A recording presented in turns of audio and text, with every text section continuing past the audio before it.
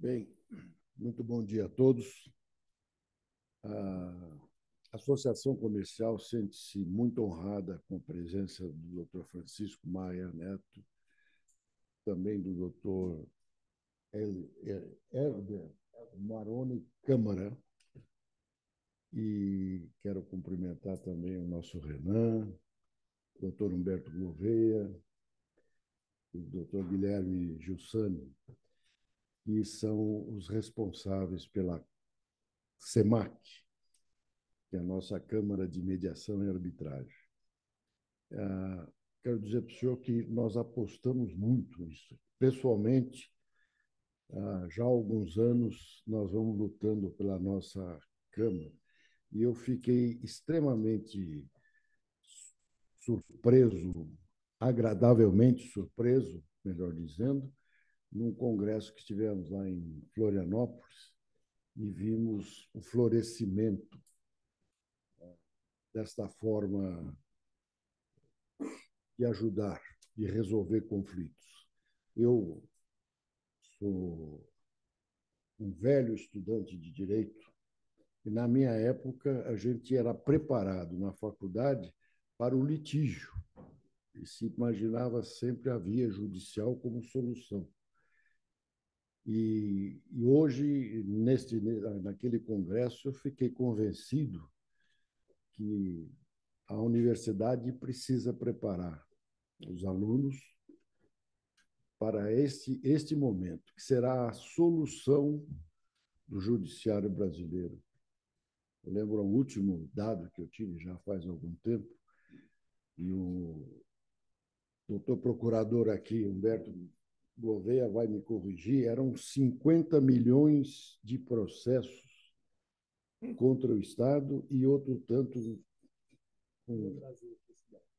Então, melhor ainda, mais atualizado. Isso é um absurdo. Como é que um juiz singular pode ter milhares de processos e ter a cabeça tranquila para poder julgar com discernimento e qualidade? Nada contra, tenho certeza que todos são muito esforçados, mas a justiça fica morosa. Eu mesmo, que já deixei de advogar há alguns anos, há poucos meses atrás, no ano passado, recebi ainda uma solução de um processo. Então, acho que isso é incrível. Mas nós não vamos mais perder tempo, porque nós viemos aqui para ouvir o doutor Francisco e eu gostaria de passar a palavra a ele. Não sei se antes tem algum comunicado.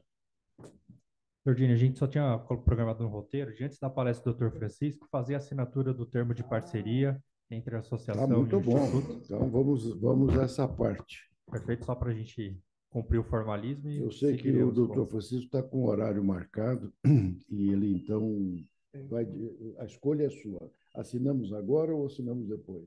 Ou durante? Vamos fazer primeiro um bate-papo, Isso. presidente? Isso é Vamos lá. coisa rápida. Ó, Aliás, bom dia a todos. Nós vamos cumprir o rito da mediação e arbitragem, presidente, que é a informalidade. isso. Tá bom? Eu vou me permitir dizer o seguinte: eu quero destacar aqui a presença do Dr. Ulisses Penati, representando o Ibradim, nosso diretor executivo. Muito obrigado. O Ulisses tem sido um baluarte desse projeto em nível de diretoria executiva, tem sido o grande apoiador, o grande ponto de apoio, e o Helder, que é o coordenador desse projeto, junto à comissão de arbitragem e mediação do Ibradim, que circunstancialmente eu atualmente presido. Lançamos esse projeto tem ganho corpo, fomos acolhidos nessa casa pelo Guilherme de pronto. Acho que nós estamos diante de uma grande oportunidade e eu não quero taxar de palestra. Eu vim aqui contar caso para vocês. Eu vim aqui para mostrar algumas experiências que eu vivo aos longos dos últimos 25 anos. E apenas antes, eu achei muito interessante, presidente Jordini, essa sua fala, porque há 10 anos eu tive a honra de participar da Comissão do Senado Federal que instituiu a Lei de Mediação no Brasil e a reforma da Lei de Arbitragem. E fui naquela época, convidado a dar uma entrevista para a revista da OAB do Rio de Janeiro. E causou muito polêmica uma coisa que eu disse, que é exatamente o que o presidente acabou de falar, mas por outras palavras. Eu disse que as nossas escolas de direito são formadoras de pitbulls. E eu disse na época, a primeira coisa que um garoto com seus 18 anos entra na faculdade é que o colega dele é o ex-adverso.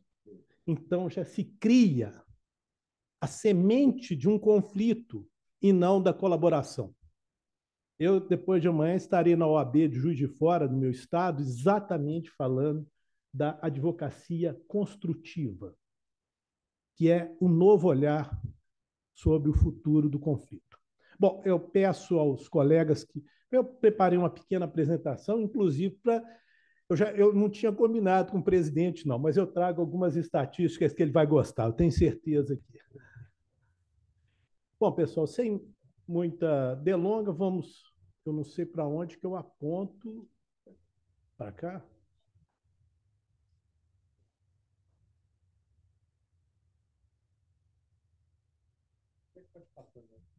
Passa, melhor passar. Não está. Aqui, ó. Travou? Ah.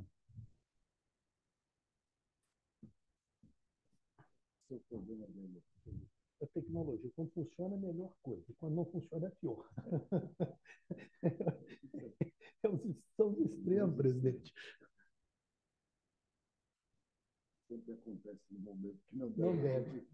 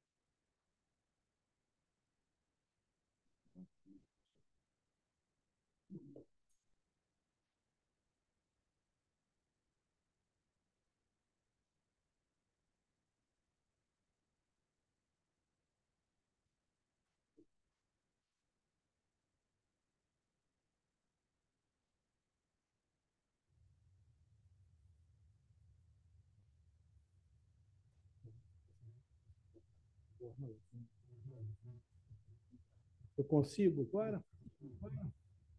Já deu? Pronto.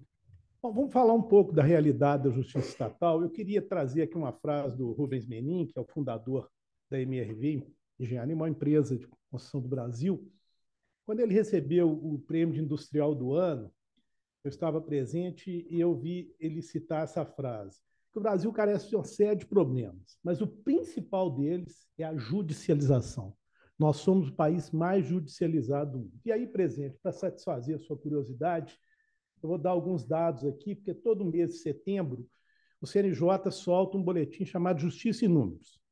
Então, para corroborar o que o nosso presidente diz agora, um magistrado recebe 6 novos processos por dia útil de trabalho. Além de tudo que ele tem de julgar, seus 1.500 processos, em média, todo dia ele chega no seu gabinete com 6 novos. Isso, aí eu vou falar para essa casa. Eu não vou desenhar isso, mas eu vou dar um dado só. Nós aqui gastamos 1,2% do PIB para manter essa máquina funcionando. Cada brasileiro, desde o recém-nascido até um mais idoso, ele contribui com meio salário mínimo por ano para manter a máquina estatal judicial. E qual que é o impacto no setor produtivo? As empresas gastam 2% do PIB com ação judicial. E isso, se nós somarmos, nós temos quase 300 bilhões de reais gastos entre empresas e poder público com a máquina estatal. E aí nos leva a uma situação que nós comentávamos ali, que eu chamo do tripé do sofrimento na ação judicial. Esse tripé ele começa pelo financeiro, porque quem entra numa ação judicial não sabe como, nem quando, nem quanto irá gastar. Então, há não é mensurável, porque eu começo com recurso, contrato um parecer, perícia, assistente técnico, muda de advogado, e aí vai aquela ciranda interminável. E o presidente citava que ele recebeu agora, recente, também recente. Mas vamos no extremo. A briga da princesa Isabel pelo Palácio Guanabara durou mais de 120 anos, terminou a coisa de 2 anos. Está em todos os jornais, para quem quiser ver. Então, essa questão temporal também é inexorável. E o psicológico. Eu sou filho de juiz. Quantas vezes eu vi pessoas chegarem perto do meu pai e falar assim: doutor, eu estou com uma ação na justiça, eu queria pedir um favor ao senhor. Eu não quero saber se eu vou ganhar ou vou perder, mas, pelo amor de Deus, pede para julgar, para aquilo acabar. Porque todo dia a pessoa convive com o conflito, com aquela incerteza, com aquela insegurança. Bom, e aí nós temos isso que nós temos hoje para oferecer. É uma coisa que se denominou sistema multiportas. Nós temos uma tendência de só enxergar uma porta, que é o judiciário. Alguns dizem até que isso é uma herança do vício cartorial português. A gente enxerga no brasão do poder público como o único caminho seguro a se trilhar. E nós temos muitas outras portas. Hoje aqui nós estamos citando basicamente 2, a mediação e a arbitragem. Mas existem muitas outras. Existem métodos combinados. Hoje, na OAB de Minas, nós estamos iniciando um projeto onde eu tenho a honra de presidir a Comissão de Mediação, Conciliação e Arbitragem, que começou há 15 dias, que é tratar das cláusulas escalonadas customizadas. Nós queremos desenhar cláusulas de solução de conflitos que atendam a diversos interesses. Até mesmo quem queira, num determinado momento, judicializar. O Tribunal de Justiça de São Paulo decidiu ano passado, brilhantemente, e modéstia à parte, uma tese que eu já defendo há algum tempo, que é lícito eu apartar uma cláusula de arbitragem. O que se decidiu aqui? Existia uma cláusula de arbitragem que até R$500 mil, se não me engano, os números aqui me perdoem, eu posso ter falhado, eu iria para arbitragem. Acima de 500 mil, judiciário. Por que não? Eu não estou discutindo se é certo, se é errado. Eu estou dizendo o seguinte: nós temos que criar desenhos de solução de conflitos. Acreditar na mediação. A mediação, muitas vezes, ela pode não ser um fim, mas pode ser um meio, tá? Para limpar um conflito. Então, esse grande universo é que eu tenho certeza que nós vamos trabalhar. E aí, eu falo rapidamente como que são esses métodos. Nós temos 2 grandes grupos: o autocompositivo, que é a negociação, que é direta, a mediação e a conciliação, que tem um terceiro, e nós temos os heterocompositivos, que é a arbitragem ou poder judiciário. Qual que é a diferença? É que a arbitragem é voluntária. Eu não posso obrigar ninguém a vir aqui passar por um processo arbitral. No judiciário, se eu for a juiz, você for citado e não se defender, o processo continua. E aqui nós temos uma figura metafórica da pirâmide de solução de conflitos. Qual que é a ideia? Sair da base para o topo, começando na mediação, na negociação, mediação, conciliação, arbitragem e o judiciário. Quando eu saio da base para o topo, eu aumento a litigiosidade, eu aumento o formalismo, cresce a intervenção de terceiros e ela tende a ser mais duradoura. Mas tem um sentido o judiciário estar no topo. O judiciário é o único que consegue dar efetividade a qualquer solução que venha abaixo, seja um acordo ou seja uma sentença arbitral, porque elas não são autoexecutáveis. Eu tenho que executá-lo no judiciário. E aqui eu falo, quando eu falo de novas ideias, novos métodos, nós tivemos 3 grandes momentos das soluções de conflitos no país. Em 96, criada a Lei 9.307, que é a Lei de Arbitragem. Em 2006, o CNJ cria a Semana de Conciliação, que é um grande movimento do judiciário para tentar limpar processos pela sua via altamente louvável. Em 2015, surge a 13.129, que é a Lei de Mediação. E o que o futuro nos preserva? Nós temos aí, por exemplo, a ouvidoria. A ouvidoria tem se mostrado um papel muito importante. Companhia de seguro, por exemplo, o índice de desjudicialização via ouvidoria chega a 98%, segundo alguns cases que já vimos. Por quê? É um processo de triagem. Nós temos a adjudicação, que é um processo de acompanhamento de contratos de natureza pontual. Quando surge o problema, chama-se um adjudicador que decide e o contrato continua. Pode até se discutir depois, mas naquele momento não para. Os comitês de resolução de disputa, que eu acho que é o grande mote para contratos de trato sucessivo. Por exemplo, contrato de obra. Monta-se um painel que, mês a mês, de 2 em 2 meses, vai no local da obra e faz o acompanhamento. Quando surge o conflito, ele é acionado. Mas, muitas vezes, e eu já participei de DRB, nós conseguimos estancar no próprio diálogo, porque o painel acompanha a obra junto com os executantes. Exemplo, linha amarela do metrô aqui de São Paulo, foi um grande sucesso esse tipo de metodologia. E avaliação neutra. A avaliação neutra é um elemento auxiliar, principalmente na mediação, quando nós chamamos um terceiro para opinar sobre determinado ponto e instruir um processo de diálogo. São coisas novas. E aí eu chego ao nosso setor imobiliário e da construção.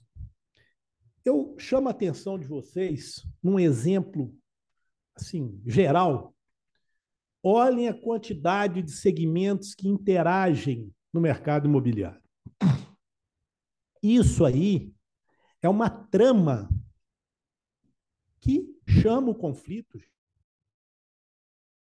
São relações ou pontuais ou contínuas. Nenhuma obra dura menos do que 2 anos. Dificilmente. Um contrato de locação, nós conversamos ali agora, 5 anos, um contrato de comercial, um contrato build to suit, normalmente 15 anos. Tá certo? Eu estou dando exemplos aqui fugazes, mas que poderiam ilustrar. E nós temos a questão da cadeia contratual, que a gente chama muita atenção. É o projetista, o fornecedor de produto, o construtor e o incorporador. Eles estão umbilicalmente associados. Então, é um conflito continuado. Isso é o que nos reserva um segmento que nós viemos conversar hoje. E o que surge? Incompletude dos contratos. Ninguém consegue, num contrato, abranger todas as situações. Sempre surgem serviços adicionais, alteração de escopo, imprevisão, caso fortuito, descumprimento, alteração de legislação tributária, por exemplo. Eu tive uma arbitragem de uma PCH que um dos motes era esse. Era uma divisa de estado, eles compravam cimento no outro estado. Mudou o ICMS do outro estado. Alterou totalmente o preço. Então, eu cito aqui algumas coisas assim, que eu vou lembrando, mas o que nós buscamos quando a gente chama aqui dos métodos extrajudiciais onde nós estamos envolvidos? Nós estamos falando naquilo que o Helder acabou de falar. Olha lá, o tripé da celeridade, da especialidade da economia. Nós vamos ter aqui pessoas que conhecem o assunto, têm familiaridade com o contrato imobiliário. Nós temos condições de fazer isso rapidamente. Assina-se um termo de arbitragem. Eu já tive arbitragem com perícia. Pasmem, feita em 6 meses. Sabe por quê, presidente? Na hora de assinar o termo de arbitragem, como árbitro, eu percebi era um problema de um colapso num galpão. O galpão entregue, o conflito era simples. Um galpão entregue, preço fechado, o turnkey, e houve um colapso. E o construtor alegava que o sujeito fez modificações. Na hora de assinar o termo de arbitragem, eu falei, gente, vai ter perícia. Concordam? Então, concordamos. Então, já vamos escolher o perito agora? Nós já escolhemos o perito no termo de arbitragem. Então, alegações finais. Impugnações já foram para a perícia. Então, já matamos ali todo o sequenciamento, inclusive com a perícia. Por que não? Não no judiciário, porque o CPC não deixa eu fazer isso. CPC, se eu fizer isso, a parte que perder vai no tribunal e vai no anular, porque eu rompi o formalismo do código. Aqui não, as regras são nossas. A autonomia da vontade prevalece. Então, nós precisamos ser criativos, nós precisamos dar soluções.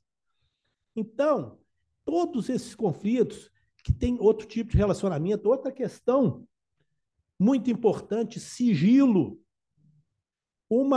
Quantas vezes nós vemos empresas serem prejudicadas por uma exposição a um conflito? Se tornou público.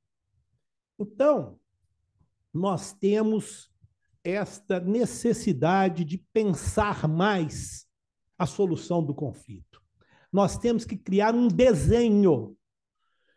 Na arbitragem, cunhou-se isso uma época, uma expressão da cláusula da meia-noite. Ficava dias discutindo um contrato. Quando estava terminando, resolveu tudo, chega no finalzinho, você tem que colocar a cláusula, né? E normalmente, Ctrl+C, Ctrl+V. As partes elegem o foro da comarca de São Paulo para dirimir conflitos presentes desse contrato, renunciando a qualquer outro, por mais privilegiado que seja. Ou senão, elege a Câmara da Arbitragem da Associação Comercial de São Paulo. Não está errado, não, gente. Mas por que não gastar um pouco mais de tempo para desenhar uma cláusula de como conduzir o conflito quando ele surge? Tá certo? Por que não fazer um escalonamento? Por que não tentarmos a mediação? Ainda que a mediação não leve a um acordo, ela pode lapidar. Eu participei de uma simulação há uns 20 anos aqui em São Paulo, de um caso concreto, e depois foi apresentada uma simulação de uma construção de um hotel aqui em São Paulo, que tinha cláusula de arbitragem. Os árbitros perceberam que havia um clima de sempre, normalmente, conflito, nós temos animosidade, mas era uma falta de diálogo total. Eles propuseram às partes sair para uma mediação incidental. Suspendeu-se a arbitragem, iniciou-se um processo mediacional. Eu vou dar números aqui que a memória me traz, mas não tão longe, não. Eram 28 pontos de discussão. A mediação resolveu 25. Sobraram 3. E 3 que tinham conotação técnica. O principal deles é uma questão de ar-condicionado. Então, o que a mediação serviu? Para lapidar o conflito. Tá certo? E mesmo assim, os 3 que sobraram ainda direcionou, porque eles saíram dali já convencionados de como que eles iriam resolver via arbitragem aqueles 3 pontos que não foram solucionados via mediação. Então, eu tenho insistido muito nisso, da gente pensar melhor no desenho da solução do conflito e também da cláusula quando formos fazer os contratos. E aqui eu falo dos 10 mandamentos da solução do conflito. O primeiro deles é na fase contratual, que eu acabei de dizer. Que como que nós vamos interpretar o eventual conflito? No desenvolvimento do contrato, nós temos que ver como que nós estamos gerindo os conflitos quando nós estamos desenvolvendo o contrato. Se ele surge, nós temos que fazer uma avaliação preliminar da sua viabilidade técnica, jurídica e o que nós vamos fazer. Depois, quando iniciado, nós temos que ter toda a documentação em mãos para instrumentalizar aquele processo.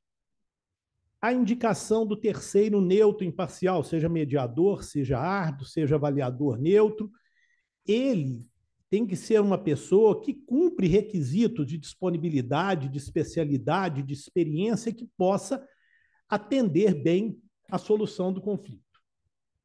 Consultores, ao longo de um processo, eu devo ter que me assessorar com consultores. Nós temos que saber quem que nós vamos usar dentro da especialidade que nós estamos discutindo. Bom, a forma da análise técnica vai ser por perícia, vai ser por avaliação neutra, como que nós vamos, inclusive, operacionalizar?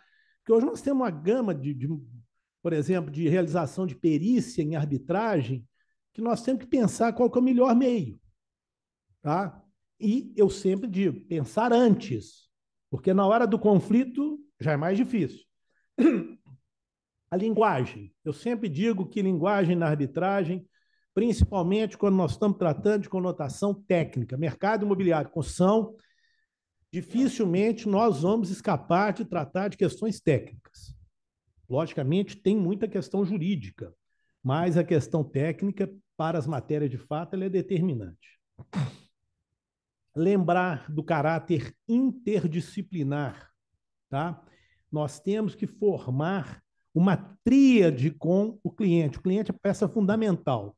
A parte técnica e a parte jurídica. É um triângulo, tá? E nunca esquecer que o preço da liberdade é eterna vigilância, tá? Tem que acompanhar, porque é muito dinâmico o processo da solução extrajudicial.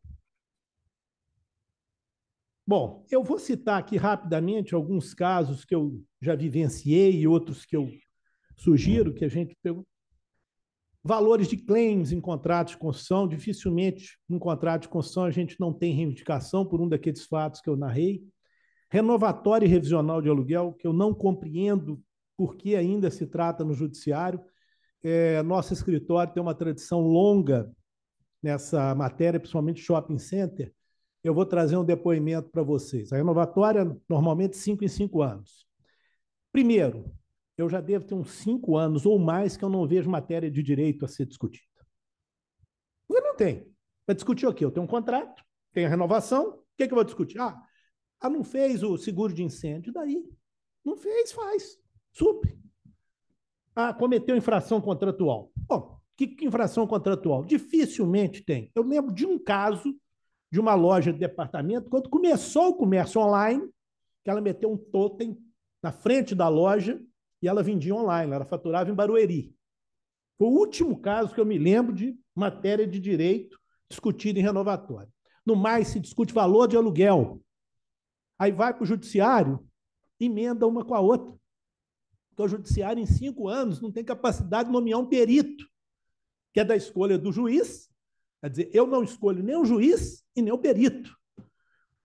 Eu terceirizo para um não especialista, um leigo, uma solução que é técnica, que é cálculo de uma avaliação, e o juiz, por sua vez, escolhe uma pessoa da sua confiança, não estou discutindo se é bom ou ruim, mas é da confiança dele, para resolver o meu problema. Será que eu, empreendedor imobiliário, e um lojista, um empreendedor comerciante, não temos capacidade de eleger um terceiro que seja capaz de nos dar uma solução tecnicamente confiável? Então, eu fico arrepiado com isso. Eu tenho falado isso em todos os lugares que eu procuro dizer, tenho sido muito combativo nisso. E posso dizer a vocês, falava com o Guilherme, com o Helder ali agora. Ontem eu recebi um telefonema na empresa de desenvolvimento imobiliário, que a gente participa em Belo Horizonte. Nós usamos cláusula de arbitragem há 23 anos. E surgiu um problema ontem, parece-me que vai ter que surgir um procedimento. Sabe quantos procedimentos nós tivemos em 23 anos? 2. Sabe quantos teve sentença? Nenhum. Na audiência, se assinatura do termo, deu acordo. Basta querer. Entenderam? Porque não tem, gente, não tem que discutir. É um caminho fácil para resolver, basta querer. Nós tivemos casos de erro de projeto, esse caso foi sensacional aqui no interior de São Paulo, um ginásio multiuso de grande porte, que estaria parado até hoje. Isso tem 15 anos. Que existia um erro de projeto incontroverso, que dificultava a visão. E tinha que fazer uma correção. Inclusive, intervenção, ele estava ainda na fase de estrutura, e descobriu-se esse erro. A briga entre o projetista e o dono da obra. O dono da obra querendo punir o projetista. A verdade é essa. A solução era a mais cara possível. O projetista queria fazer, desculpa a expressão, algo gambiarra, para gastar o mínimo possível. Resumo da ópera. Depois de uma longa conversa, não foi um bate-papo de meia hora, nós conseguimos transformar isso numa arbitragem técnica, instituímos uma forma de escolha de um árbitro técnico, e ele fez uma arbitragem e ele definiu qual seria a solução técnica a ser adotada. Tá? O ginásio está pronto e funcionando. Eu acho que até hoje não tinha resolvido isso. Tá? Ouso arriscar. Tivemos esse caso de colapso de estrutura, que foi muito interessante, até pela celeridade. Acerto final de obra, tivemos diversos, porque quando a obra chega no final, o construtor diz que fez mais, o contratante diz que tem patologia, que não usou material adequado, e começa essa questão. Aí, não havendo diálogo, vai para o conflito. Partilha de bens, já tivemos entre sócios e entre herdeiros, com uma solução extremamente satisfatória, teria alguns casos para dizer para vocês. Questão de área contaminada em incorporação imobiliária, aqui no estado de São Paulo. Vício construtivo, tivemos diversos casos de vícios construtivos. Contrato de incorporação, não só entre construtora, incorporadora, fornecedor, mas também com adquirentes, principalmente naquela época onde tivemos diversos atrasos de obras. Eu acho que houve uma solução extremamente equilibrada nos casos que eu participei. Houve o atraso? Houve. O incorporador foi punido? Foi, porque ele atrasou. Mas não foi nem uma punição exagerada e nem uma desídia com o adquirente de boa-fé. E tivemos casos, atualmente, estamos gerindo de uma parceria público-privada, de um grande equipamento público que nós estamos participando. E agora, como uma novidade para vocês, sexta-feira passada aqui em São Paulo, eu participei de um evento onde eu pude descrever essa experiência. Em janeiro, entregamos a sentença da primeira desapropriação no Brasil feita por arbitragem, usando a lei, parece que é 13.670, se não me engano, é uma lei de 2019, que permite ao poder público aceitar a solução da mediação ou da arbitragem para solucionar desapropriação. Coisa que eu acho que será de grande valia, principalmente no caso de concessões. Porque o poder público ele tem a vantagem de não pagar. Né? Vai para o precatório, artigo 100 da Constituição Federal. Mas a concessionária não. E aí começam os juros compensatórios, depois os juros moratórios e o judiciário, que muitas vezes leva aí 6 meses. Por tudo isso, o presidente falou e depois eu corroborei com números. Nós temos aí uma grande desvantagem para quem quer resolver um problema de desapropriação. E mesmo o poder público tem urgência, às vezes, de realizar uma desapropriação, ele poderá usar desse meio para se valer disso. E na parte da mediação, eu insisto, pode ser alicerçado com uma avaliação neutra. Sentem na mesa, elege um terceiro, uma pessoa, um profissional com experiência na área de perícias, um engenheiro afeto a avaliações, que possa fazer um trabalho fundamentado de avaliação neutra que sirva de base para a mediação. E o poder público pode transigir, ele pode fazer acordo, tendo como base uma avaliação neutra.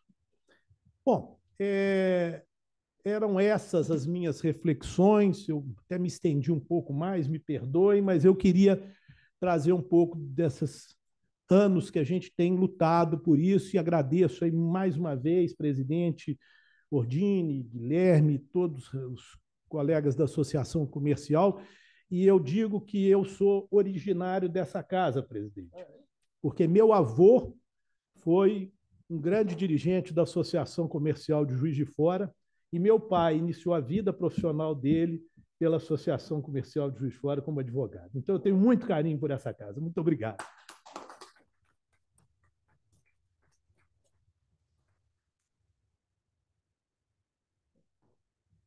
Bom, doutor Francisco, muito obrigado, viu, pela excelente explanação. Eu acho que, primeiramente, agradecer aí o Ebradim pela parceria com a nossa entidade.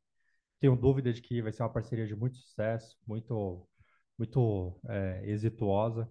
E a nossa Câmara de Mediação e Arbitragem, a gente tem feito um processo muito inovador e moderno de adequar os anseios do mercado, de estar presente não só aqui em São Paulo, mas também em outras unidades fora da cidade de São Paulo.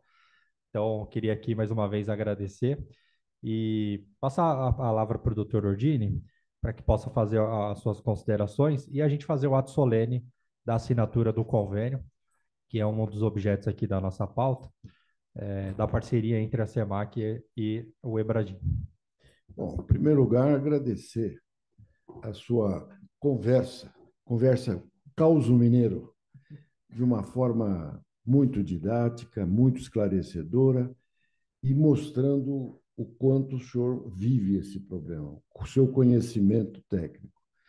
E, à medida que o senhor falava, eu notei alguns aspectos aqui, porque isso é preciso que se leve hoje para. Nós estamos vivendo um mundo complicado, com tanto pessimismo, tanta briga, tanta luta, e já está na hora de encontrar um caminho mais tranquilo para isso. Nós somos seres humanos, todos erramos e acertamos, mas evidentemente que este caminho, a meu ver, é um dos caminhos, uma das rotas mais seguras que o direito terá daqui para frente.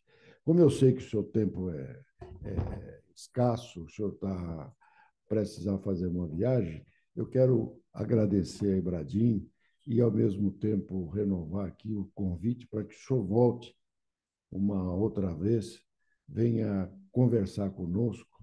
Eu acho que nós temos um público de associados que tem interesse em ouvir isso. Eu faço questão, inclusive, com o Secov, que é o nosso parceiro, e outras. A São Paulo está vivendo um momento de transformação no centro. Nós temos aqui uma quantidade de prédios sempre com alguns pequenos problemas, que naturalmente poderão ser resolvidos via arbitragem. E gostaríamos de estar próximo de vocês. Agradecer a Ibradim e vamos ter o prazer de formalizar esse convênio. Muito obrigado, doutor Francisco. Eu que agradeço, presidente. Obrigado mesmo. Toma as ordens. Ainda mais que o senhor já é da casa.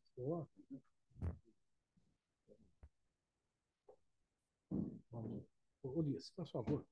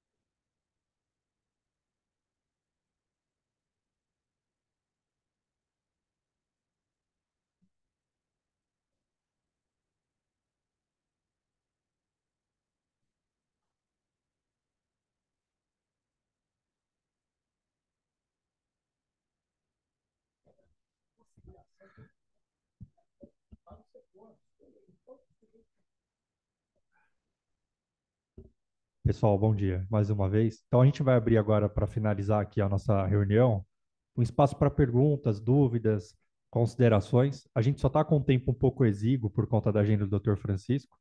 Então, a gente gostaria aí que quem quiser fazer alguma sua manifestação, alguma dúvida, alguma consideração, por gentileza, fique à vontade. Só abra o microfone por conta da nossa gravação e faça a pergunta.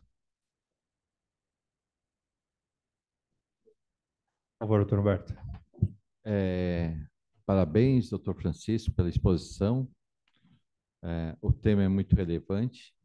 Eu queria fazer uma consideração e inserir a associação comercial nesse contexto, né? O contexto da humanidade, digamos assim, né? Existe um conceito físico-químico que é o conceito da entropia. E basicamente ele diz o seguinte, que as coisas tendem a maior probabilidade, ou tendem ao caos, em uma palavra, no jeito mais simples, né? Existe também, na sociedade, existe o mesmo fenômeno, de alguma forma, né? Então, a entropia social, ela tende ao conflito.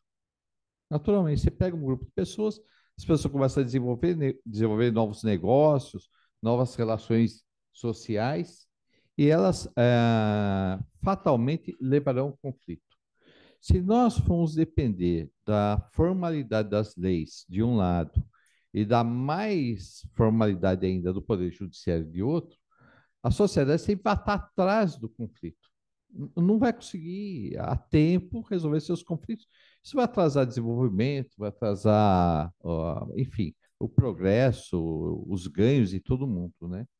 Então, nada mais justo ou nada mais lógico ou justo do que, na medida do possível, colocar as próprias partes para estabelecerem as regras de solução de conflito.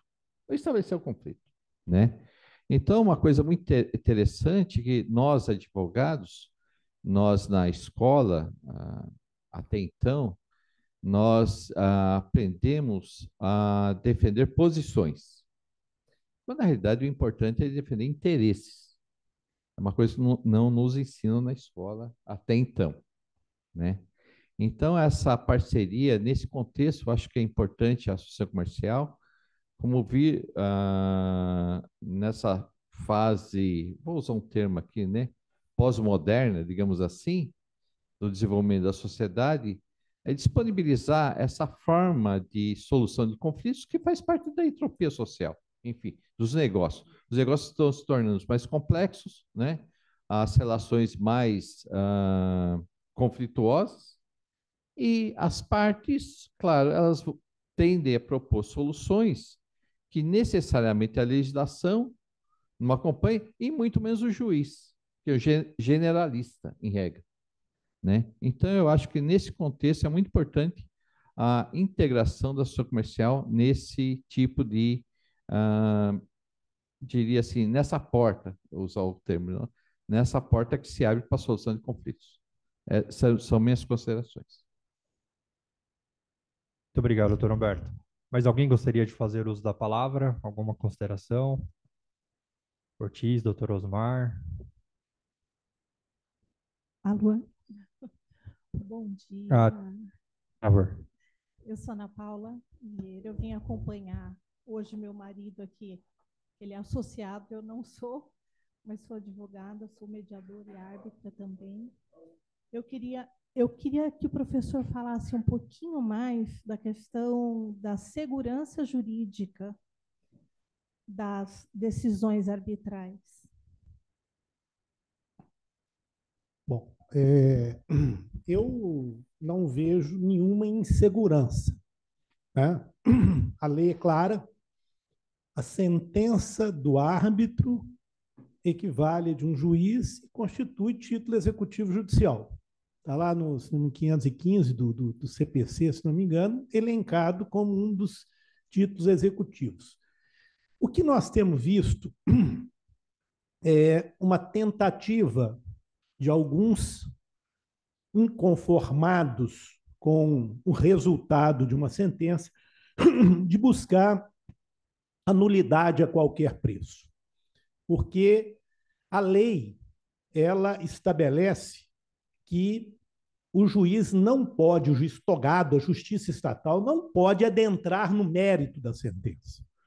Eu mesmo já fui vítima de um mandado de segurança. Como me disse semana passada o caso Alberto Carmona, muito engraçado, ele ficou sabendo, eu encontrei com ele, ele falou, bem-vindo ao clube. Mandado de segurança contra mim? Contra quê? O juiz não pode adentrar. O artigo 32 da lei de arbitragem é claro. Existem os casos de nulidade. Então, a nulidade, ela leva a um perecimento da sentença e deve ser emitida outra em sede de arbitragem.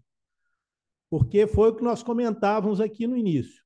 A lei de arbitragem, ela não criou arbitragem no Brasil em 96, não, gente.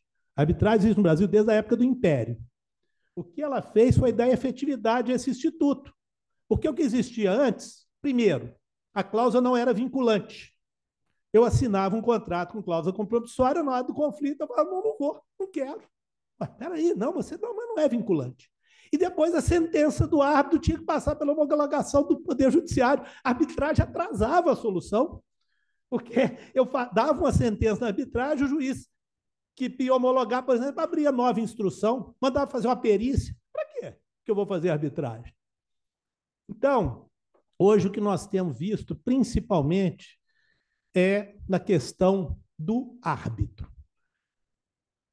No mês passado, a Comissão de Mediação, Conciliação e Arbitragem da OAB de Minas soltou uma nota técnica, eu não sei se eu te mandei, se você recebeu, mas você recebeu, sobre essa questão, que é o dever de revelação. Esse talvez seja, eu disse aqui, no evento que houve na Fiesp, mês passado, que o dever de revelação é o maior antídoto que existe. Ele não é ruim, ele é ótimo. Só que existe um limite para o dever de revelação. O fato de estar sentado numa mesa com outras pessoas não me impede de ser árbitro no caso de que um desses esteja como advogado ou parte. Porque é o que eu tenho dito. Se seguir essa regra, nós vamos ter que criar a ilha dos árbitros e dos peritos. É uma grande bolsão isolado que eles vão morar lá. Aí, quando precisar de árbitro, de perito, o barco vai lá, agora é a vez do Ulisses, tá? O Ulisses pode vir porque ele está em isolamento, junto com os outros, então ele não convive no mundo real, não é assim. Agora, nós temos que tomar muito cuidado com isso, porque existe um limite tênue. E por isso é importante o dever de... Eu estou focando nesse ponto, porque é o único ponto que eu enxergo hoje como insegurança jurídica, é esse. Obviamente, eu estou ultrapassando, por exemplo, o fato de um ato não ter julgado fora dos limites. Isso são questões formais, mas que eu considero até um erro. Não é? Houve um caso que eu, como presidente de um tribunal arbitral, eu e 2 coárbitros, no meio da arbitragem, já iniciando a instrução probatória, somos surpreendidos com uma manifestação de uma das partes, juntando fotos de um dos árbitros no campo de futebol, com o advogado de uma das partes, participando da formatura do filho dele, e isso no Facebook. Lavraram ata notarial do perfil. Eu não estou discutindo se isso é motivo ou não de suspeição, tá, gente? Porque a suspeição ela é subjetiva, ao contrário do impedimento, que é objetivo. O impedimento é, por exemplo, eu não posso ser árbitro no processo do meu irmão, ainda que eu tenha sobrenome diferente, não conte para ninguém que é meu irmão, isso vai ser descoberto. Isso eu não tenho como negar. E, nesse caso, as câmaras hoje, eu não sei como é o procedimento aqui, Guilherme, mas hoje as câmaras estão adotando uma sistemática que eu acho muito importante, e aqui fica uma sugestão, se me permite. No caso de arguição de suspeição de árbitro, é criado um comitê independente. Aqui também já é assim. E, felizmente, porque, caso contrário, nós aqui íamos ter que julgar o colega, não que não enfrentasse, mas ia ser desagradável, porque talvez eu julgaria da mesma forma. Mas por quê? Porque ele não exerceu o dever de revelação. Esse é que eu acho que foi o erro. Se aquilo é ou não motivo de suspeição, é outro assunto. mas o fato dele ter negado foi crucial. Então, hoje nós temos feito isso, inclusive o IBAP, o Instituto Brasileiro de Avaliações de Engenharia, eu tive, inclusive, a oportunidade de participar de uma comissão. Nós criamos um manual de conflito de interesses para peritos, exatamente para orientar os peritos nesses casos, porque também tem sido motivo de arguição de nulidade. Então, eu tenho visto isso dessa forma. Agora, o judiciário tem prestigiado a arbitragem e vigora o que se chama o princípio da competência-competência. O árbitro, a partir do momento que duas partes capazes elegem a arbitragem, é lá que deve ser resolvido. Eles têm competência para resolver todos os assuntos ligados à arbitragem. Então, eu não tenho dúvida disso, eu acho que nós chegamos a um nível de maturidade que garante segurança jurídica, sim, às decisões arbitrais. Pessoal, então a gente está encaminhando aqui para o encerramento. Caso ninguém mais queira fazer nenhuma manifestação, nenhuma consideração, agradecer mais uma vez o Ibradim pela parceria conosco aqui, com a associação, com a nossa Câmara. Agradecer aqui o Conselho de Orientação e Serviço, na pessoa do Dr. Humberto, que é o nosso coordenador, que está também nos acolhendo aqui nesse evento híbrido. E declaro encerrado, doutor Urgini, o nosso evento. E agradecer mais uma vez a presença de todos vocês. Muito obrigado.